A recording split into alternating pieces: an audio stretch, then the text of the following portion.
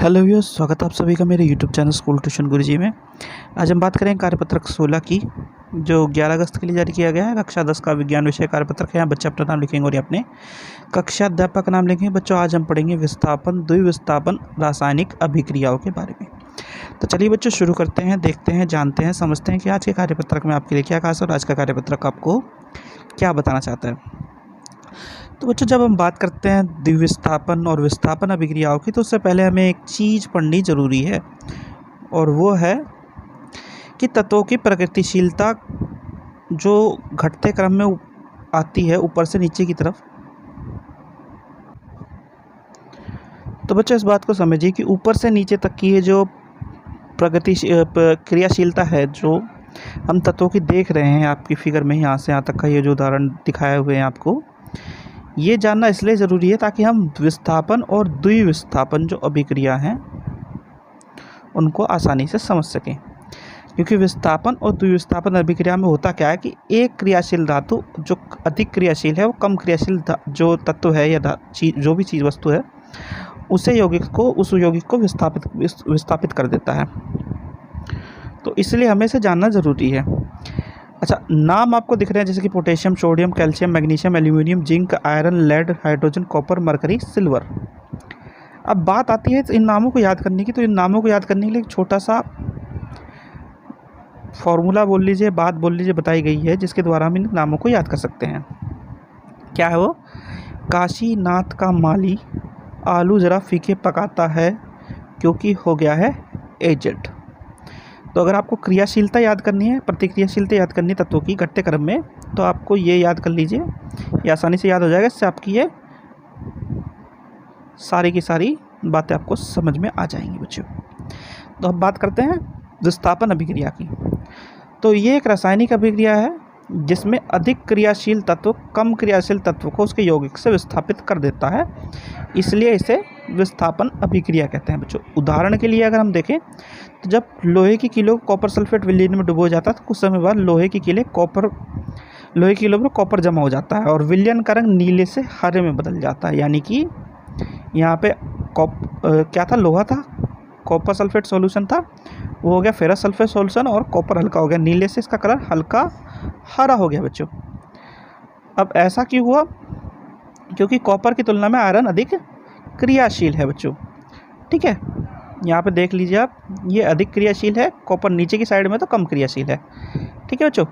फिर है ऐसे ही जिंक का कॉपर सल्फेट विलयन में डालने पर निम्नलिखित अभिक्रिया होती है। क्या होती है? Zinc copper sulphate solution, zinc sulphate बन गया, कॉपर अलग हो गया बच्चों। तो यहाँ पे क्या है? जिंक अधिक क्रियाशील है किसकी तुलना में? किसकी तुलना में? कॉपर की तुलना में। तो इसलिए ऐसा होता है। अब बात आती है द्विविस्थापन अभिक्रिया की बच्चों। द्विविस्थापन अभिक्रिया को हम एक नाम से और जानते हैं। अब द्विविस्थापन अभिक्रिया को हम किस नाम से जानते हैं? अवक्षेपण अभिक्रिया के नाम से भी जानते हैं। ऐसा होता किस लिए? अब जरा इसे जानने की कोशिश करते हैं बच्चों। तो रासायनिक अभिक्रिया है जिसमें अभिक्रमक के बीच आयनों का आदान प्रदान होता है, द्विविस्थापन अभिक्रिया कहलाती है। जैसे कि हम बेरियम क्लोराइड के विलयन में सोडियम सल्फेट के विलयन को मिलाते हैं, तो हम देखते हैं कि एक सफ़ेद पदार्थ जो पानी में अघुलनशील है बनता है, और अघुलनशील पदार्थ को अवक्षेपक, हम क्या कहते हैं? इसे अवक्षेपक कहते हैं, वो कहलाता है। और वो किसी से कोई अभिक्रिया तो करता नहीं है, लेकिन इस प्रक्रिया में, यानी इस अभिक्रिया में ये उत्पन्न होता है, इसलिए इसे अवक्षेपण अभिक्रिया भी कहलाता है। ठीक है बच्चों। अब जो आपका ये बन रहा है, ये क्या बन रहा है? आपका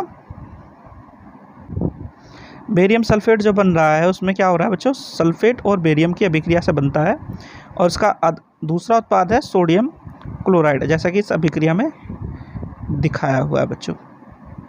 ठीक है बच्चों। Sodium sulphate, barium chloride, barium sulphate, sodium chloride बच्चों। ठीक है। चलो बच्चों, अब प्रश्नोत्तर की बात कर लेते हैं। तो पहला प्रश्न, नीचे दिए युग्मों से अधिक क्रियाशील तत्वों की पहचान कीजिए। तो सोडियम और मैग्नीशियम में से कौन सा अभिक्रियाशील है? तो इसमें बच्चों सोडियम अभिक्रियाशील है। उसके बाद है एल्यूमिनियम और कॉपर में से कौन सा अभिक्रियाशील है ज़्यादा, तो एल्यूमिनियम है। फिर है जिंक और एल्यूमिनियम में से, तो एल्यूमिनियम है इनमें से अभिक्रियाशील। और आयरन और कॉपर में से आयरन अधिक क्रियाशील है बच्चों। चलिए प्रश्न नंबर 2 देखते हैं बच्चों।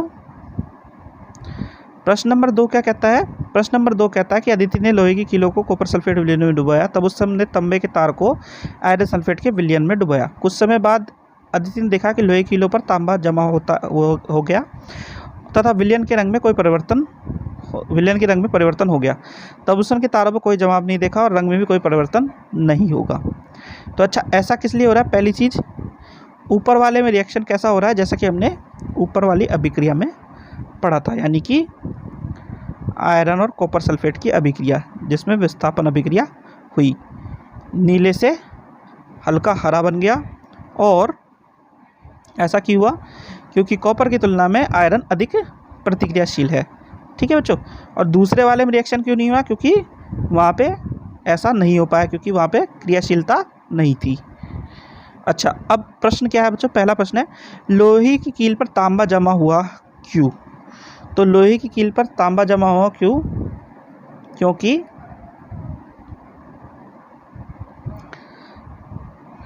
लोहा तांबे की तुलना में अधिक प्रतिक्रियाशील है बच्चों, इस वजह से ऐसा हुआ। फिर अदिति ने क्या रंग में परिवर्तन देखा? तो अदिति ने कैसा परिवर्तन देखा? नीले से हल्के हरे कलर में परिवर्तन देखा बच्चों। ऊपर यही लिखा हुआ ना, देख लीजिए आप वापस से, नीले से हल्के हरे कलर में। चलिए अगला देखते हैं। अगला है, द्विविस्थापन अभिक्रिया को अवक्षेपण अभिक्रिया भी कहते हैं, उदाहरण सहित स्पष्ट करें। तो अच्छा, द्विविस्थापन अभिक्रिया जब होती है बच्चों, तो उसमें एक घुलनशील पदार्थ जिसे हम अवक्षेपक कहते हैं वो बनता है।